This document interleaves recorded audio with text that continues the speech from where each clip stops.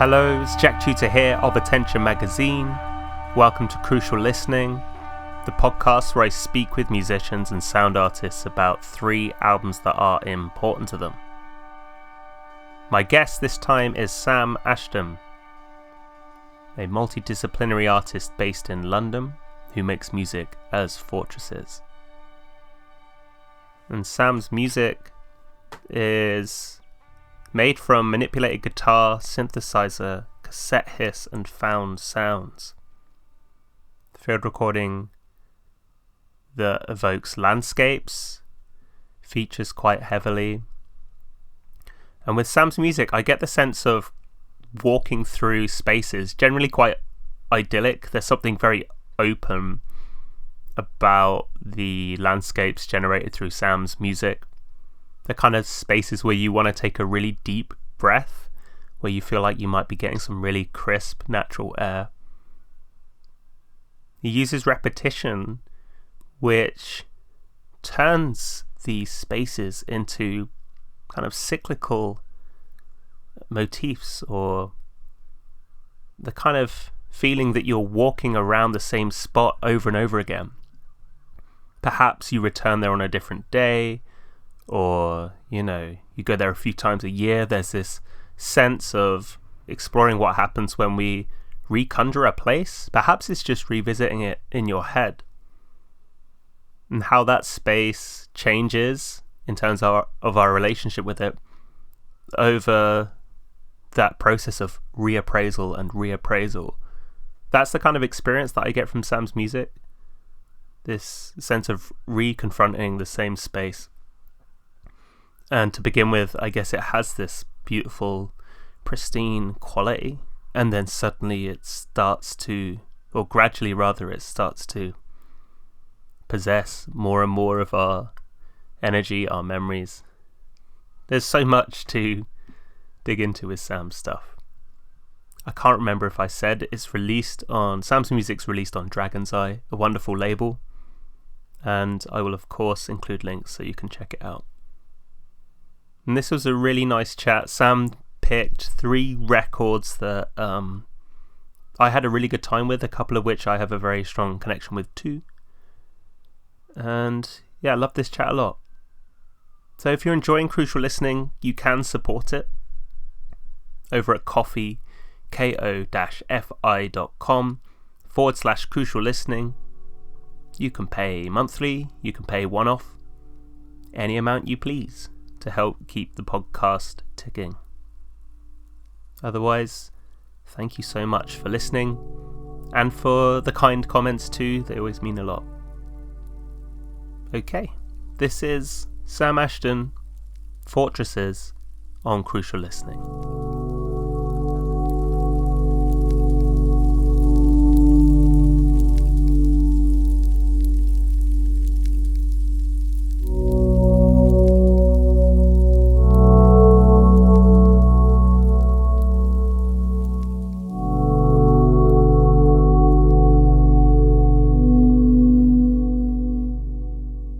Hello Sam, welcome to Crucial Listening. Hey Jack, thanks for having me. Thank you so much for coming on the podcast. So you're here to talk about 3 important albums, and before we get to those, I want to ask you about your own music as Fortresses, which I've had a huge pleasure of becoming increasingly acquainted with over the past 1 to 2 years. Thanks a lot. So let's start right at the beginning.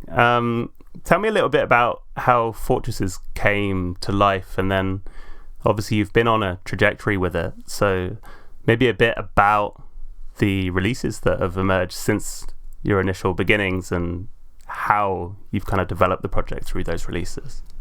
Yeah, sure thing. So I'd been making ambient music for years before I went public with the project.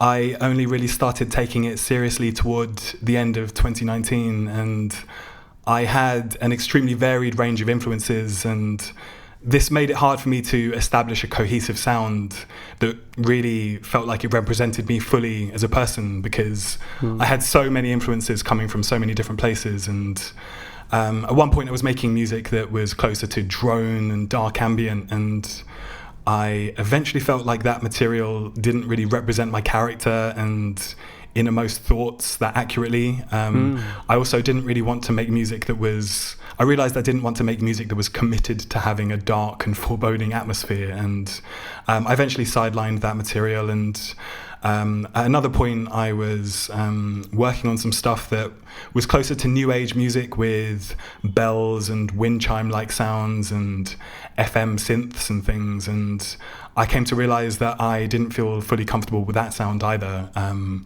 I also felt a bit strange making music that was linked to the new age spirituality movement, which I respect, but I'm not really part of. So Fortresses began as this long identity crisis, you could say. Right.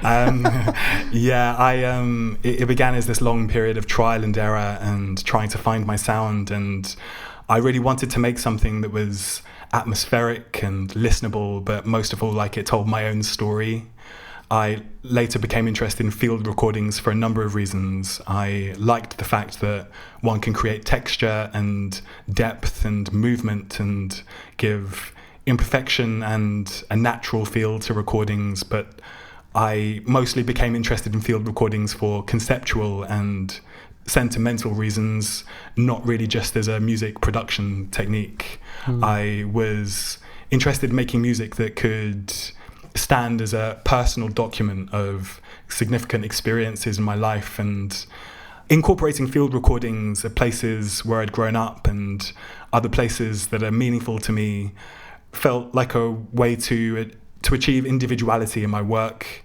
I want to mention that I'm very aware that I'm not the only ambient musician who places field recordings of personal significance in their music, but it's really how I make music that feels like it's telling my own story. When I listen to it, there's this sense that there's a piece of my unique life experience in the music. And it's primarily made with guitar. And another way that I found my sound was by writing music with guitar tunings that I'd made myself as a result of a very unfortunate injury I had just over a decade ago, which left half of my left hand effectively paralyzed.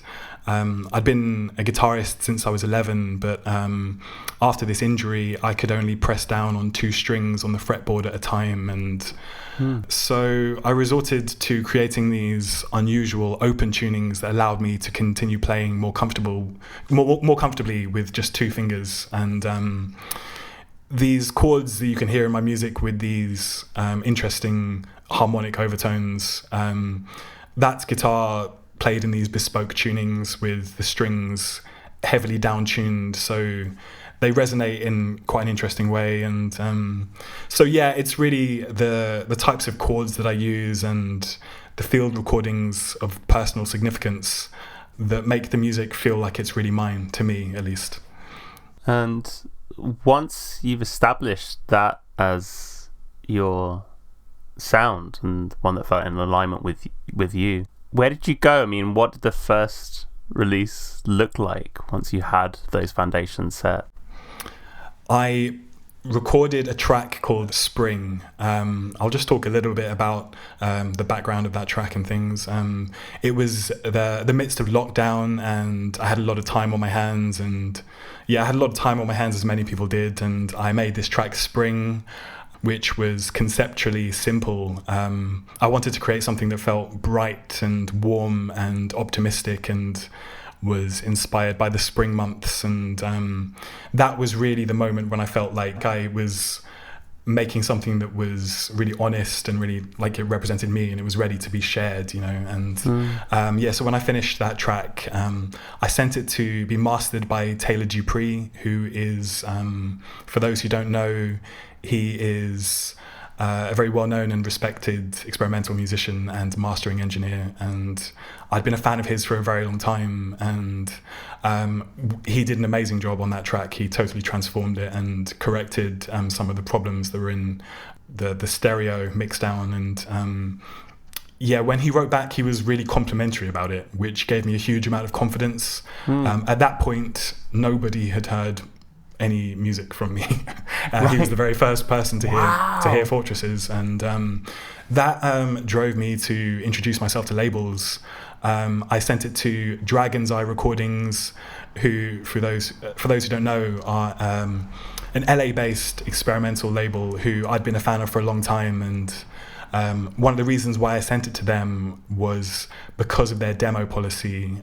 They had and still have a demo policy that accepts music from artists of color, LGBTQIA plus artists, disabled artists, neurodivergent artists, and female artists. And I want to say that demo policy felt really important to me, and still does, as a half black person who has spent my entire life as a visual artist and musician, being one of the only, and often the only, person of color in these spaces, you know. And I really appreciated the label's ethos and incentive that acknowledges the sense of marginalization and alienation that one can experience as an artist who belongs to one of these groups. And in honesty, I didn't have high hopes for Dragon's Eye. I felt very conscious of the fact that historically they've released work that's more on the minimalist and abstract side of ambient, and work that categorizes more accurately as sound art. So I wrote to them and said, I've liked your label for a long time. This is probably too pretty for the label. But they responded very positively and asked if I wanted to make a record for them. And I was very pleased about that. And that's when I began work on my debut EP, Eve. And I should probably just continue to talk about the rest of the releases up to this point. Absolutely. Yeah. Great. So I made that record slowly over a period of about 9 months. It took me far longer to make than I expected. And when it was finished, I asked the label to not promote it as a lockdown record for a number of reasons. I really didn't want people to associate the music with the lockdown era. I felt very strange centering myself in a situation that was so tragic for so many millions of people across the world, and still is. And I didn't really want to create this narrative about me in relation to that event. It really just didn't feel right.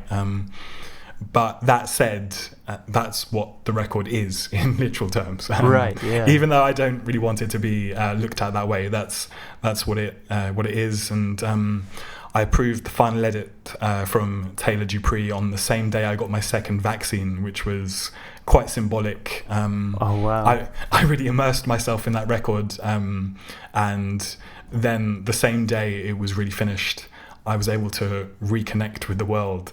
It was like the real end of an era for me. Wow. And just some details about the record. It was all the field recordings were recorded in natural spaces where I've grown up in London, and each of the 3 pieces explores a different mood that I associate with a certain time of day, and the track order is intended to reflect that. So June is the morning, Jade is the late afternoon, and the final track, Eve, represents the shift from the afternoon into the night. And that track was originally 18 minutes long, but I thought that I just felt like that was a bit too bold for my first release. I don't know. Right. I think I ended up trimming it down to 12 minutes, I think.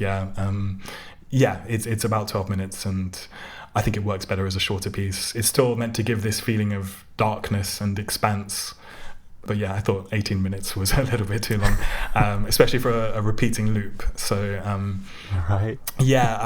That EP was decently well received in the end. I had quite a few people writing to me expressing that it moved them, and it got a couple of very heartwarming reviews, and 2 of those 3 songs were played on KEXP radio, which was a huge moment for me, as I'd never had my music played on the radio before, or a radio station that wasn't an internet radio station. And a couple of months after that, Dragon's Eye put out the initial demo, Spring, which was also decently well received. So Dragon's Eye have been the perfect introduction to the wider experimental and ambient community for me.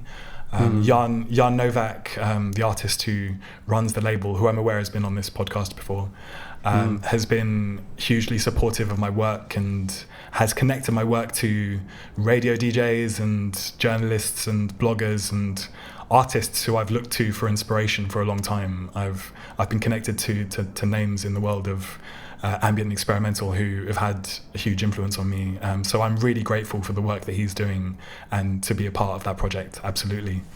Nice. Yeah. So sometime after that, I released the track called Near. After some time spent in the Pacific Northwest of America, I went to Portland, Oregon for a work opportunity and was able to stay there for a month.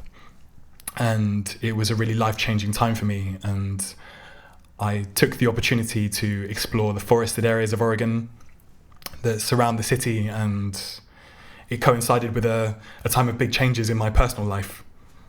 I integrated with the place and I met people who have continued to become very good friends of mine, and I actually honestly began to feel like I belonged there. And it's a fascinating part of the world to me that inspires me culturally and artistically and politically, and nowadays I really see it as a second home. And I made this piece Near inspired by the atmosphere and the climate and the landscapes of Oregon with field recordings I'd made on my walks in the forest. And that piece was intended to evoke the old growth forests and the mist and the gloomy atmosphere and the rain. And it was also about my experience of acclimatizing to the place and my personal memories of it and the formative experience I had there. And it's a very good example of how I approach my music, with a sense of personal documentation, like a scrapbook or a diary. The act of placing field recordings in my work is like placing a memento in a scrapbook or a photo in a photo album to me. I'm recording a piece of personal history, and every time I revisit it, I'm tapping into a significant part of my past. And every time I listen to Near, I'm transported back to the place and the experiences that inspired it. And when I finished that song, I had very ambivalent feelings about it. I wasn't sure if people were going to like it. But I think that's my best received piece of work so far. It had some very heartwarming reviews, and I'm really pleased with the response that came back from that track. And sometime after that, Dragon's Eye released another Fortress single titled Here, which came out earlier this year. And conceptually, that's similar to spring in the way that it's inspired by seasonal change, and it's inspired by autumn and is intended to convey the mood and atmosphere of the autumn months. And it signifies the autumn months in a different way as well.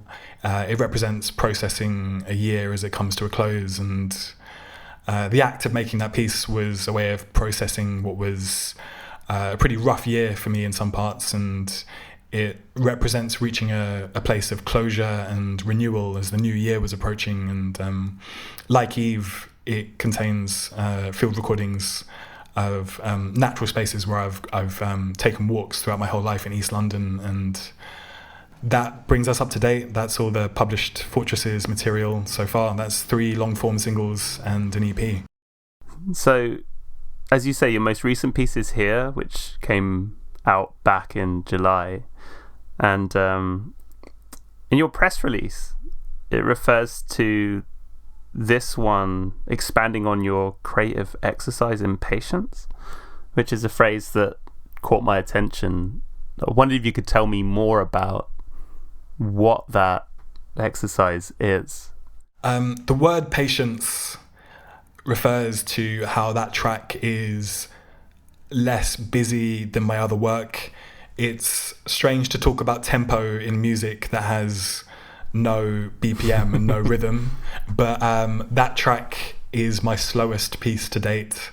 There are longer gaps between the chords and notes than any of my other works, and in terms of arrangement, it's a skeletal arrangement with far less variation than my other work.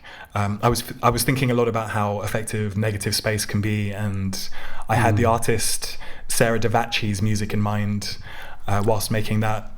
Her music is beautifully minimalistic and restrained and has this really effective use of negative space. And I was focusing on bold simplicity, and I really wanted to try placing the field recording at the very front of the mix where vocals would usually sit, just because field recordings, again, are such an important part of what I do. I really wanted to try something that would foreground them, almost having the music set back a little bit, you know.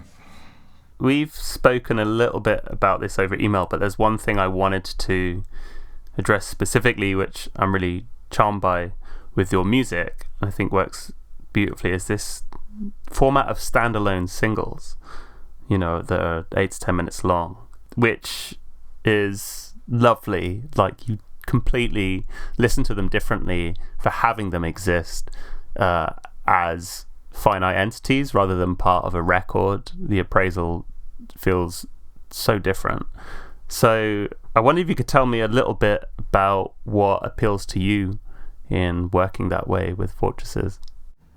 Yeah, I see each track as carrying the potency of a longer record just because of how much time I spend on a single piece and how much each piece represents things that are really significant in my life. And yeah, it's just the way of working that comes naturally to me. I spend a really long time on one piece, and I really just can't look at any of these pieces as being small or insignificant because of how much each piece holds for me and how much the music defines me as a person. You know, I really can't put something out unless it's been worked into for a long period of time. And yeah, this has worked so far, releasing singles sporadically. That's something that I am looking to change, but yes, so far it's been received decently well.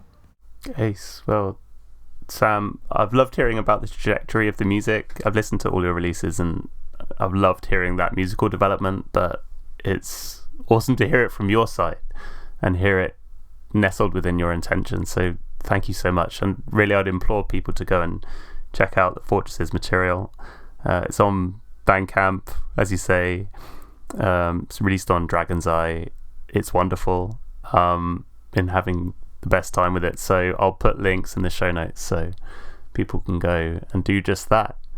So Sam, we'll go to your important records now, but before we address any of them specifically, I wanted to ask about how you thought about this word important when picking your list. So was there a way that you understood importance, or the word important, in order to come up with the list that you did? Each of these tracks has opened me up to a world of music that has shaped my musical direction. And interestingly, I didn't really like at first, but I've continued to become hugely, hugely influential and special records that represent important moments in my life. Love it. Okay, great. So we can go for whichever one feels like the most appropriate one to go with first. So if you could start by giving me the name of it and then a little bit about why that one's important to you. The Earth Is Not a Cold Dead Place by Explosions in the Sky. This record represents a crucial point in my evolution as a musician and music listener. It forges a link between who I was as a teenager playing in punk bands to who I am now as an adult who makes quiet, introspective music.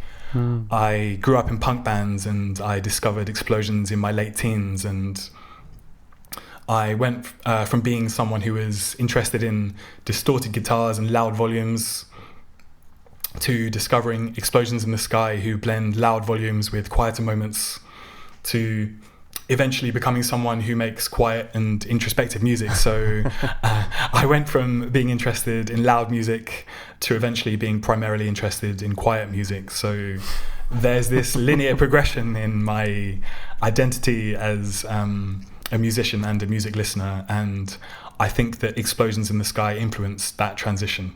So you mentioned that you didn't connect with these records initially. When did you start to connect with The Earth Is Not a Cold Dead Place? It was 2006. I was 17 years old. Again, my musical interests were a little bit different at this point, but at this point my music taste was beginning to expand and diversify, And yeah, I didn't dislike it. I just didn't really take the time with it. I was well aware of them, and I didn't really take the time with the slow build-ups and things. It was only when I discovered the follow-up record, when it came out in 2007, all of a sudden I Miss Everyone, that it really clicked. I saw it in a record store and listened on headphones on one of these try before you buy CD player setups that they used to have, and sign of the times, yeah. And I remember playing the first track, The Birth and Death of the Day, and that is the moment when I started paying attention to Explosions in the Sky.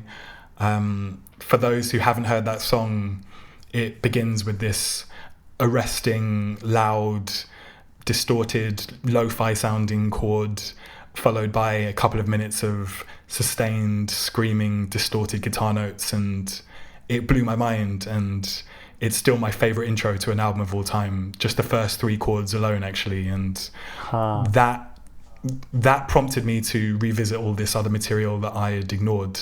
I bought the record straight away, and I ended up buying The Earth Is Not a Cold Dead Place as well, and yeah, it was a grower. It quickly became my favourite record after that, and or one of my favourite records. And again, all of these records are growers. If I don't like a record at first, it's probably a good sign. That's interesting, because I can totally see how, if you're someone who's come in from loud music, being initiated on All of a Sudden I Miss Everyone makes so much more sense, because the start of The Earth Is Not a Cold Dead Place is the exact opposite of that. Absolutely. The start of First Breath After Coma, which makes sense given the narrative of that song. Definitely. I think that's one of my favorite Explosions tracks. It really defines them. I really like how that track doesn't go heavy. If you'd asked me 15 years ago about my favorite Explosions tracks, I most probably would have picked one of the louder ones. But yeah, nowadays, when I want to listen to Explosions, I typically pick the ones that stay pretty mellow the whole way through. That's the same as me. So I think this is my favourite off this record, but I always said Memorial was my favourite for ages. That track's amazing. It's great, isn't it? I mean, so good. First Breath After Coma, is that your favourite off this record, I presume? I would say the first and last track, so that's First Breath After Coma and Your Hand in Mine. I think those are 2 defining Explosions tracks. I really do like how they don't really go heavy, and reveal them to be a band who have fantastic songwriting and arrangement at the heart of what they do. There isn't this barrage of distortion, which I love as well. But yeah, for me, those 2 tracks really define them and reveal the ingenuity of their songwriting. Yeah, 100%. And in fact, that leads me on to another question I wanted to ask, which is about your relationship with the guitar, which we've spoken about a bit in the intro, but I also saw in an interview with 15 Questions, you mentioned that everything comes back to the guitar. And given, like you say, I mean, the way that they write these songs, and I think there's often 3 guitars playing at any one time, so intricately woven together. Is there anything about the way that Explosions in the Sky or other similar post-rock bands approach the use of guitar that has informed in any way your relationship with it? Post-rock music has really impacted the way I compose music. The repetitive quality of Fortresses is indebted to post-rock as a genre, not really just Explosions. I want to say that I'm aware that some artists reject that term.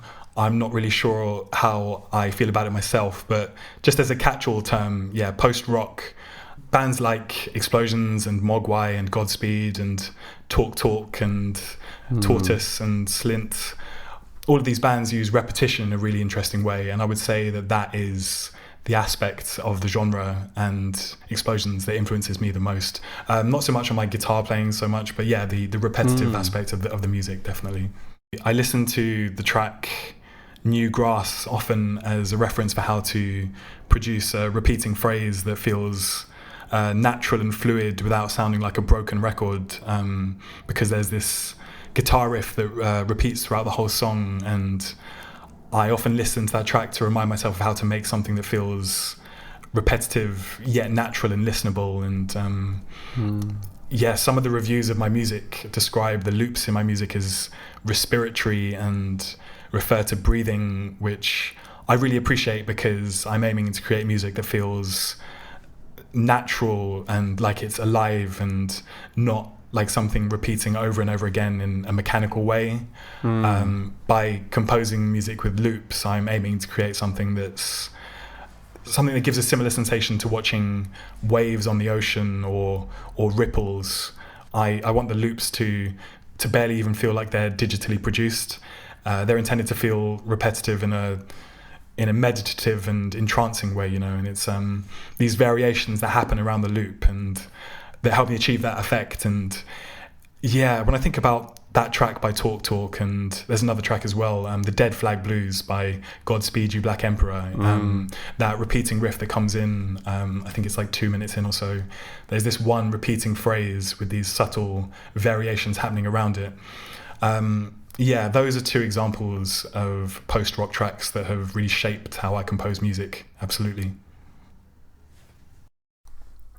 That's really interesting that you mentioned Newgrass, because now I'm thinking about it as we're talking. That's one of those repeated phrases where I think when you hear it for the first time, it's not obvious that it's repeating because of that. It's not like a straight 4-bar phrase, is it? It's something that kind of overlaps. So it's only really, for me anyway, it was like the third or fourth time it comes back round that you get this gradual settling in feeling that something is repeating. And I definitely got that with Here as well, in the sense that you have, I don't know if they're identical or just similar, field recordings coming to the front each time, or a structural repetition that emerges that it's only about the fourth time that you're listening that you go, oh, we're back, and we keep coming back here. And that slow onset of repetition is very different to other manifestations, say in techno, which wants to knock you over the head with the fact that it's repeating. So yeah, I wanted to make that observation because it's lovely, and it definitely feels like I'm able to piece it together hearing you talk about Talk on that track. I massively appreciate that, thanks a lot. Yeah, I really do just find myself listening to that one song as a way to remind myself of how to produce a loop that doesn't feel like a broken record. It's actually quite challenging to, especially when working in the computer, to make music that is repetitive yet feels fluid and naturalistic. To return to Explosions in the Sky, they put out a new album a few months back now, and their trajectory has been really interesting. They've definitely developed a lot as a band. What's your take on the new record, if you've had a chance to listen to it? I haven't had a chance to listen to the full record yet, but I heard a couple of those singles that they've put out and I really enjoyed them. They're one of those bands who I respect so much. I feel like I will just automatically like everything they do. Yeah. It's like, I really just feel like I owe them so much, and they're such a big part of my, set of musical inspirations that I will always listen to what they do with a sense of appreciation and respect.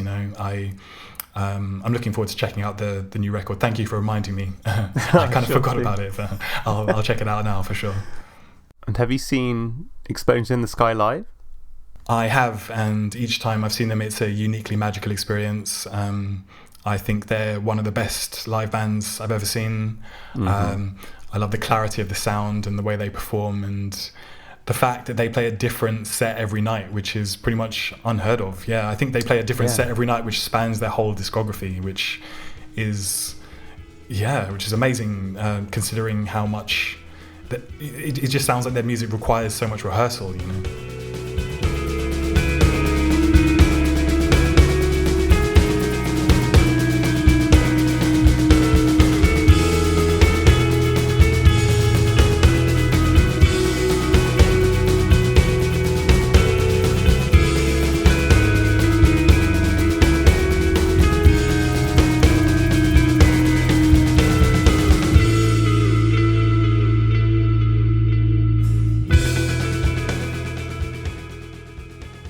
Okay, Sam, let's go to your second important record. So again, if you could give me the name of it and then a little introduction as to why this one's important to you. This is Dragging a Dead Deer Up a Hill by Grouper. And this is one of my most listened to records. I listened to it twice a day for about a year. Wow. But I've mostly picked it because of the world of music that it led me to discover. It doesn't really have too much of a direct influence on my sound, but it marks the beginning of me becoming more interested and invested in ambient and experimental music. And it was early 2011. I'd been listening to Raphael Anton Irisari's music, who's a huge influence on me, and some other artists who are similar for a while. I only really dabbled in ambient at this point. I listened to Pan American and Hammock as well. I really just dabbled here. I listened to ambient here and there. Then I came across Dragging a Dead Deer Up a Hill, and that led me to discover the British label Type Records. And the Type Records discography is the single biggest influence on me as an ambient musician, and it's my favorite label. It was hard for me to pick one release from that label for this interview, but I chose this as it was the first one I discovered from the label, and it's the one that I've listened to the most. But upon discovering Type, I discovered artists such as Richard Skelton and Jeffrey Cantu Ledesma, who are both just as influential to me. And that led me to discovering Boomcat, who promote all these amazing labels like 12K and Editions Mago and Room 40. And that also led me to discover William Basinski. That's probably the most apparent influence on my music. That's quite often the first name that comes up when people ask about my influences. And I nearly chose his record, The Disintegration Loops, for this interview. But again, I chose this as it was the record that prompted me to dig deeper into this area of the music world. And it marks the moment where I went down the rabbit hole of ambient and experimental music, and it's a rabbit hole that I'm yet to come out of over 10 years later. Awesome. Do you remember how you first came into contact with this group of record? I don't think there's a very interesting backstory. I think it was on Last FM or iTunes, and I remember discovering it. When I discovered this record, it kind of confused me at first, to be honest. I heard elements of different genres I liked, like ambient and shoegaze and acoustic singer-songwriter music, but at the same time, the music sounded like none of those genres, and it was hard for me to ascertain what the music really categorized as, especially as I listened to the first track first, which to me has a slightly eerie feel about it, and to me doesn't really feel that much like the rest of the record. And I listened to it from start to finish, and after about 3 or 4 listens I became unable to stop listening to it. And again, if I were to describe this as an ambient record, that would be giving an inaccurate idea of what the music's like. If I were to call this a shoegaze record, that would also be inaccurate. If I were to call it a folk record or a singer-songwriter record, that would be inaccurate. It really stands on its own. I feel like Dragging a Dead Deer Up a Hill is its own sound, and it's a sound that it has its own sound that has continued to become influential, and I can hear the influence of this record on newer artists today. And I see this as a simplistically innovative record. Acoustic guitar with vocals drowned in reverb. It's kind of strange to think that this idea hadn't really been explored before this, at least not in the same way. Maybe I'm overstating the originality of it. Maybe there are some artists who did this before, but from where I'm standing, this is a really seminal record. It washes over you like an ambient record, but buried beneath this cloud of reverb, there are these really strong melodies and even choruses, and actually really moving lyrics where discernible, and it's not this shapeless ambient record. There's really solid structures and songwriting on here. Do you have a favourite track? I'd say that my favourite tracks are Heavy Water and the track Fishing Bird. I feel like those tracks really define the sound that's explored on the record, absolutely. The one that always really stayed with me, I was going to say stuck with me, but that would sound clumsy, is Stuck, which lands, I think is it the third track on the record? I think it's the third one, yeah. Yeah, you got this 6-minute wallow in, the most simple idling chord progression. So lovely. And it really shows off Grouper's use of open tunings. I don't know this for certain, but I'd be very surprised if I was incorrect. But it feels like she's playing, maybe 2 of the strings just to identify the chord, and the rest of the strings are left completely open in this very congruent harmonic open tuning. And you've spoken about using bespoke tunings yourself. I wondered whether this record informed your relationship with guitar and tuning. That's a good question.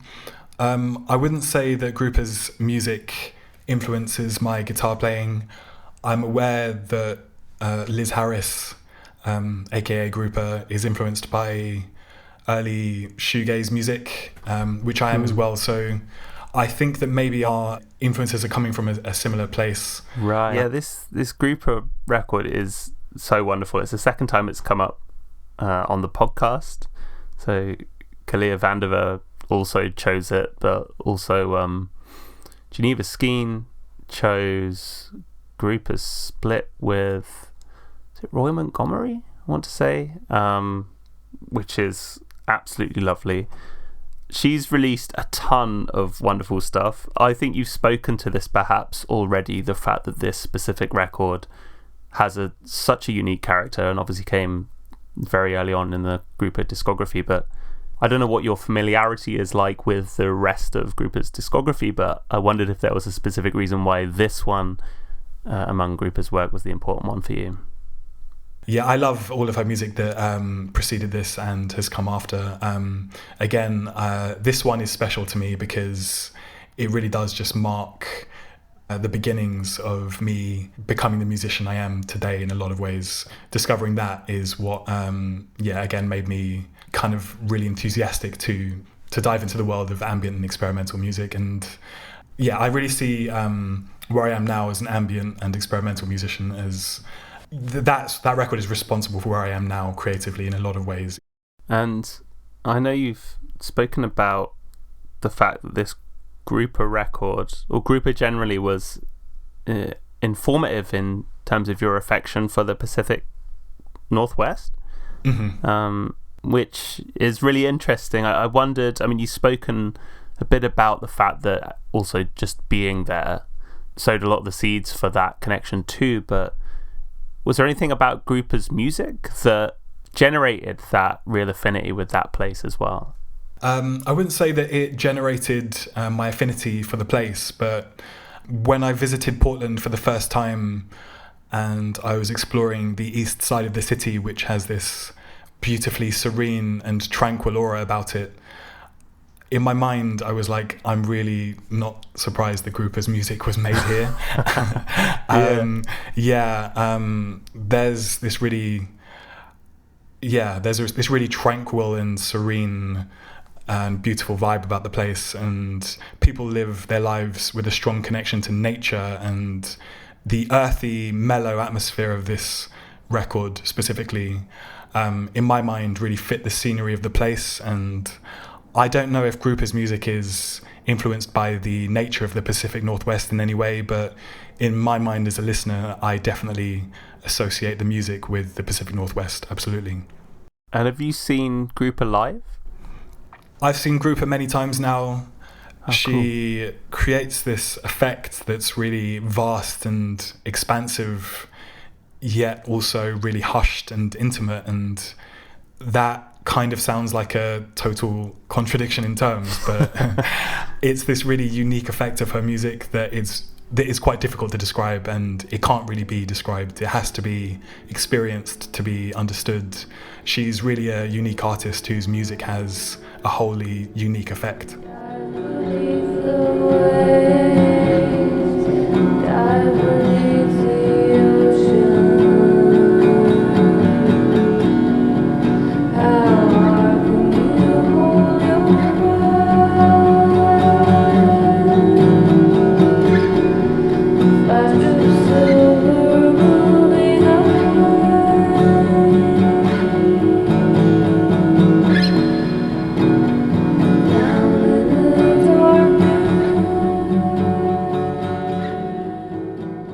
Sam, we've got one more important record.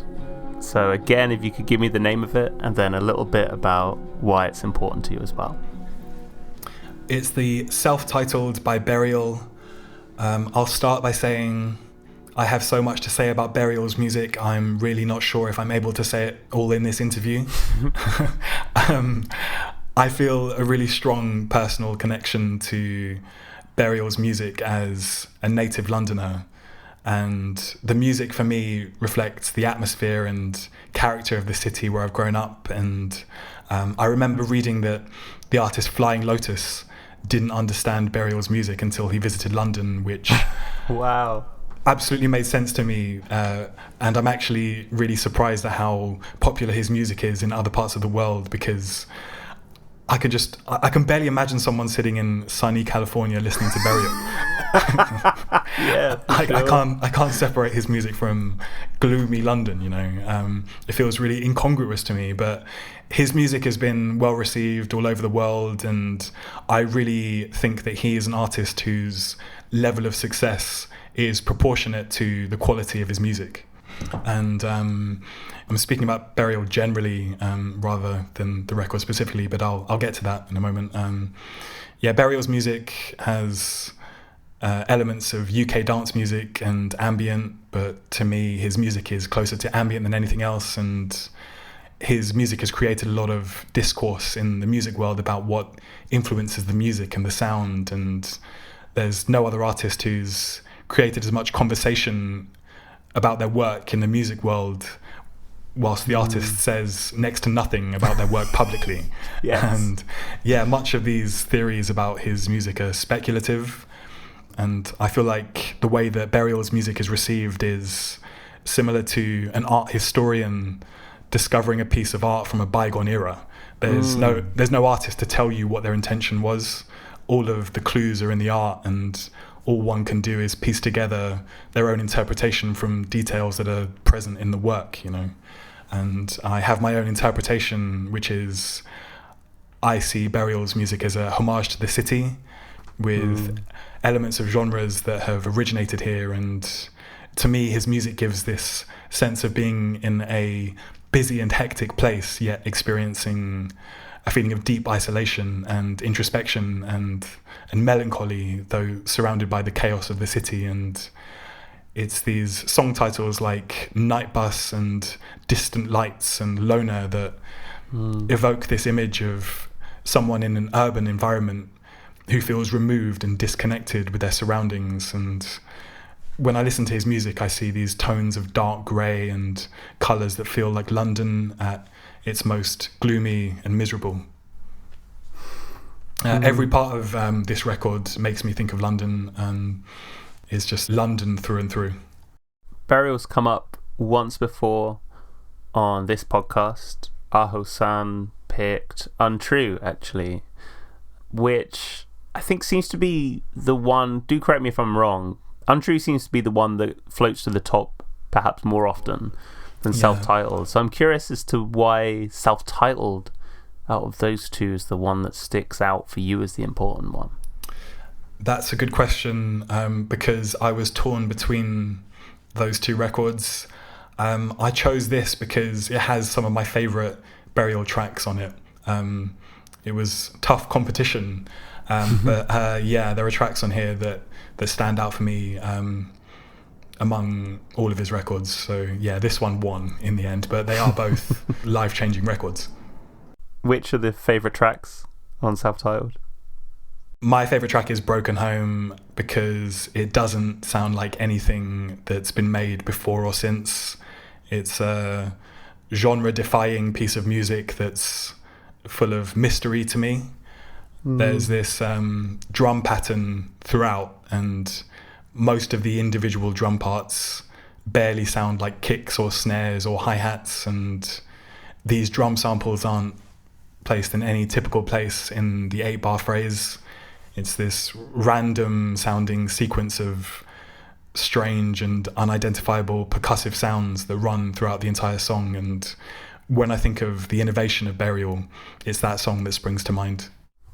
So in your notes that you sent over to me, you mentioned the fact that Burial's music sits at the intersection of ambient and UK dance.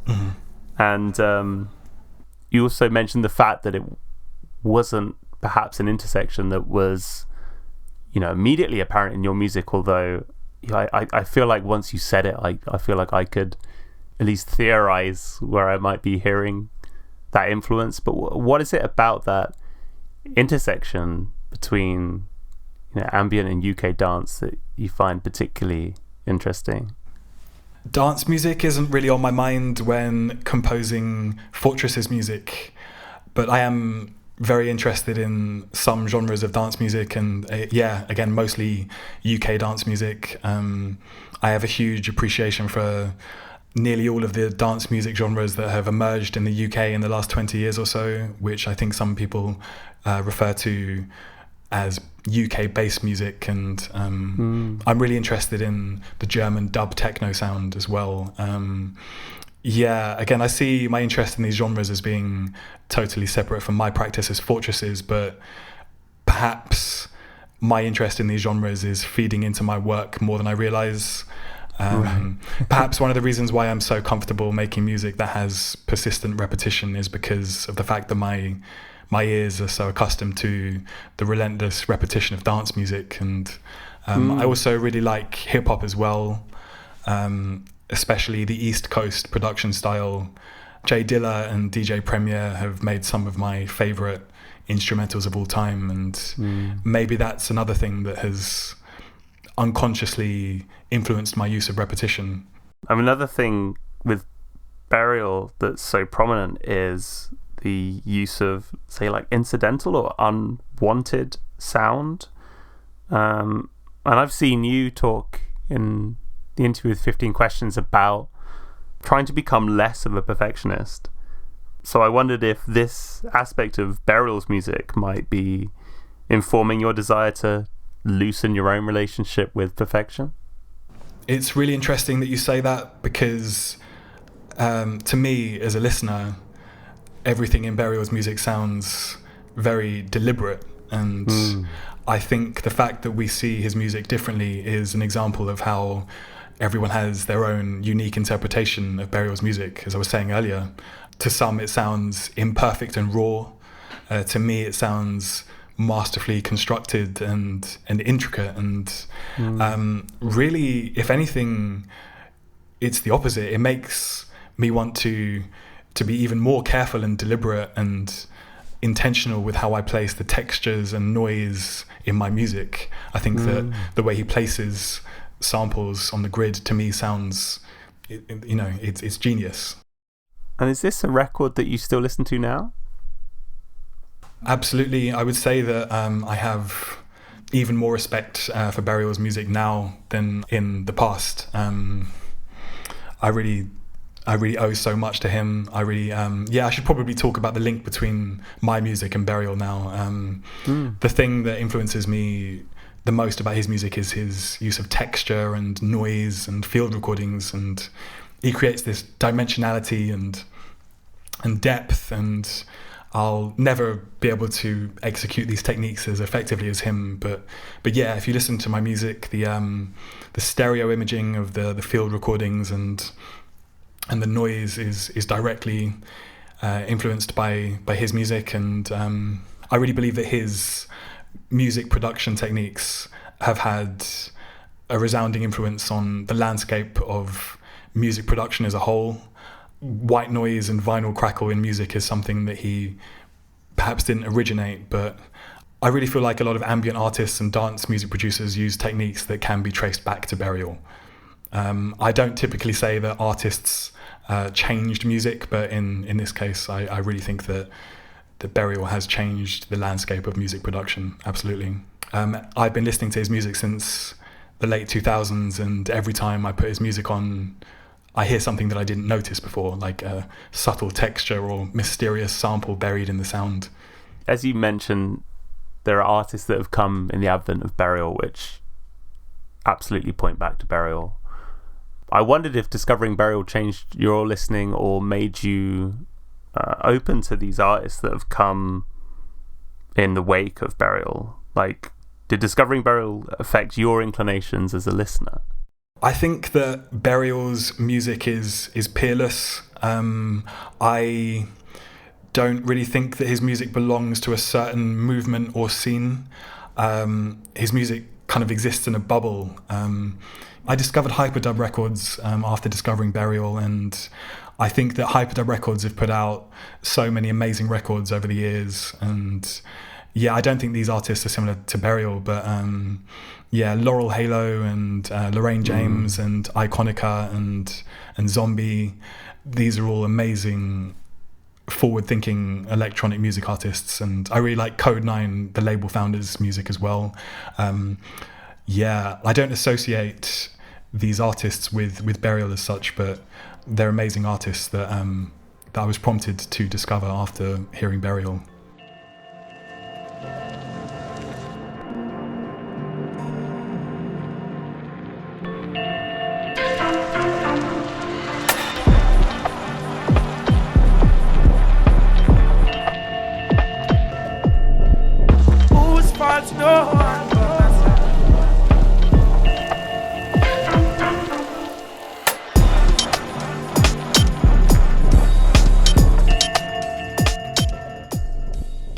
One thing I like to ask as well at the end of the podcast is about your listening habits or how music comes into your life as a listener. So I'm talking formats, like whether you have any preferred formats, where your music listening tends to take place. So yeah, I wondered if you could tell me a little bit about that.